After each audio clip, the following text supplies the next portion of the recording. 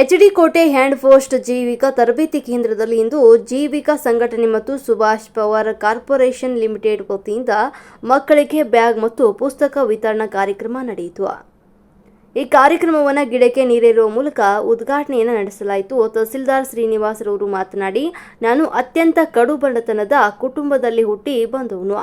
ಒಂದೊಂದು ತುತ್ತು ಅನ್ನಕ್ಕೂ ಕೂಡ ತುಂಬ ಕಷ್ಟಪಟ್ಟು ಬಟ್ಟೆ ಇಲ್ಲದೆ ಪುಸ್ತಕ ಇಲ್ಲದೆ ಓದಿ ಮೇಲೆ ಬಂದಿರುವಂತಹ ವ್ಯಕ್ತಿ ನಾನು. ಅಷ್ಟೇ ಅಲ್ಲದೆ ನಮ್ಮ ಮನೆಯಲ್ಲಿ 4 ಜನ ಅಣ್ಣತಮ್ಮರು ಇದ್ದರೆ ಮೊದಲನೇ ಅಣ್ಣನಿಗೆ ಕೊಡಿಸಿದಂಥ ಬ್ಯಾಗು ಎರಡನೇಯವನಿಗೆ ಕೊಡಿಸಿದಂಥ ಬ್ಯಾಗು ಮೂರನೇಯವನಿಗೆ ಬ್ಯಾಗು ಕೊಡಿಸಿದಂಥ ಕೊನೆಗೆ ಅಂತಿಮವಾಗಿ ಅಂದರೆ ನನಗೆ ಈ ಬ್ಯಾಗನ್ನು ಬಳಸೋಕ್ಕೂ ಕೂಡ ಯೋಗ್ಯವಾಗಿರಲಿಲ್ಲ. ಇಂತಹ ಕಷ್ಟದ ಪರಿಸ್ಥಿತಿಯಲ್ಲಿ ಓದಿ ಮಿಲಿಟರಿ ಸೇರಿ ದೇಶ ಸೇವೆ ಮಾಡಿ ನಂತರ KS ಮಾಡಿ ತಹಸೀಲ್ದಾರ್ ಆಗಿ ಸೇವೆ ಮಾಡುತ್ತಿದ್ದೇನೆ ಅಂತ ಅವರು ಅನುಭವವನ್ನು ಹಂಚಿಕೊಂಡ್ರು. ವಯಸ್ಸಲ್ಲಿ ನಾವು ಏನೆಲ್ಲ ಕಳ್ಕೊಂಡಿದೀವೋ ಅದನ್ನೆಲ್ಲ ಮತ್ತೆ ವಾಪಸ್ ನಮಗೆ ಬರೋ ಅಷ್ಟು ಮಾಡಿರೋದು.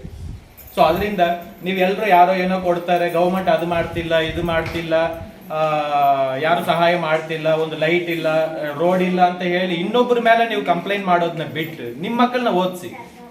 ಯಾಕೆ ಈಗ ಸಾರ್ ಹೇಳಿದ್ರು, ನಾನು ಕಾರ್ಗಿಲಿಂದ ಬಂದು ಓದಿ ಮತ್ತೆ KS ಪಾಸ್ ಆಗಿ ನಾನು ತಹಸೀಲ್ದಾರ್ ಆಗಿದ್ದೀನಿ. ಯಾಕೆ ನಿಮ್ಮ ಮಕ್ಕಳಿಗೆ ಓದ್ಸಕ್ ಆಗಲ್ವಾ? ಇಲ್ಲ ನಿಮ್ಮ ಮಕ್ಕಳಿಗೆ ಏನು ಆ ಥರ ಕೆಪಾಸಿಟಿ ಇರಲ್ವಾ?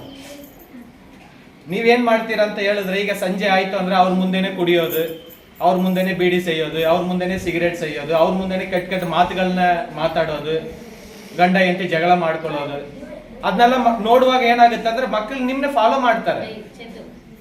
ಈಗ ಮಕ್ಕಳಿಗೆಲ್ಲ ನೋಡಿ ಎಷ್ಟು ಚಂದ, ಎಷ್ಟೆಷ್ಟು ಒಳ್ಳೆ ಒಳ್ಳೆ ಹೆಸರುಗಳನ್ನ ಇಟ್ಟಿದ್ದೀರಾ. ನಮ್ಮೂರಲ್ಲಿ ಅಷ್ಟು ಹೆಸರೆಲ್ಲ ಇಲ್ಲ, ಹೆಸರು ಮಾತ್ರ ಚೆನ್ನಾಗಿಟ್ರೆ ಸಾಕಾಗಲ್ಲ, ಅವ್ರ ಲೈಫ್ ಸ್ಟೈಲ್ನು ಚೇಂಜ್ ಮಾಡ್ಬೇಕು ನೀವು. ವಿದ್ಯೆ ಮುಂದೆ ಏನೇನು ಅಲ್ಲ, ಮತ್ತು ವಿದ್ಯೆ ಯಾರೊಬ್ಬರದ್ದು ಸತ್ತು ಅಲ್ಲ, ಯಾರು ಬೇಕಾದರೂ ವಿದ್ಯೆನ ಕಲಿಬೋದು. ಇಲ್ಲಿ ಮುಖ್ಯವಾಗಿ ನೋಡಿ, ಇವತ್ತು ಜೀತ ವಿಮುಕ್ತ ಮಕ್ಕಳು ಮತ್ತು ಕೃಷಿ ಕಾರ್ಮಿಕ ಮಕ್ಕಳನ್ನು ಸೆಲೆಕ್ಟ್ ಮಾಡಿಕೊಂಡು ಸುಭಾಷ್ ಕಂಪ್ನಿಯ ಮೂಲಕ ಸೆಂಧಿಲ್ ಕುಮಾರ್ ಅವರ ಮೂಲಕ ನಿಮಗೆಲ್ಲ ಏನು ಬೇಕು ಓದೋದಕ್ಕೆ, ಈಗ ತಹಸೀಲ್ದಾರ್ ಅವರು ಹೇಳಿದ್ರು ಕೇಳಿಸ್ಕೊಂಡ್ರಲ್ಲ ನೋಡಿ, ಬ್ಯಾಗನ್ನು ಕೂಡ 5 ಇಯರ್ಸು ಟ್ರಾನ್ಸ್ಫರ್ ಮಾಡಿ ಕೊನೆಗೆ ಅವರಮ್ಮ ಹೊಲ್ದು ಕೊಡುವಂಥ ಪರಿಸ್ಥಿತಿ ಇತ್ತು, ನೋಟ್ಬುಕ್ಕನ್ನು ಬೈಂಡಿಂಗ್ ಮಾಡುವಂಥ ಪರಿಸ್ಥಿತಿ ಇತ್ತು. ಮತ್ತು ಉಮೇಶ್ ಅವರು ತುಂಬ ಅದ್ಭುತವಾದ ಒಂದು ಉದಾಹರಣೆಯನ್ನು ನಮ್ಮ ಮುಂದೆ ಒಂದು ಫೋಟೋವನ್ನು ತೋರಿಸಿದ್ರು. ಚಪ್ಪಲಿ ತಂದೆದು ಎಲ್ಲ ಸೌದಿರುತ್ತೆ, ಮಕ್ಕಳಿಗೆ ಹೊಸದನ್ನು ಕೊಡಿಸ್ತಾರೆ ಅಂತೇಳಿ. ಇಷ್ಟನ್ನು ನಾವು ಅರ್ಥ ಮಾಡಿಕೊಂಡ್ರೆ ಖಂಡಿತ ನಾನು 3 ಹೆಚ್ಚು ಮುಖ್ಯ ಅಂತ ಹೇಳ್ತೀನಿ ಮಕ್ಕಳಿಗೆ.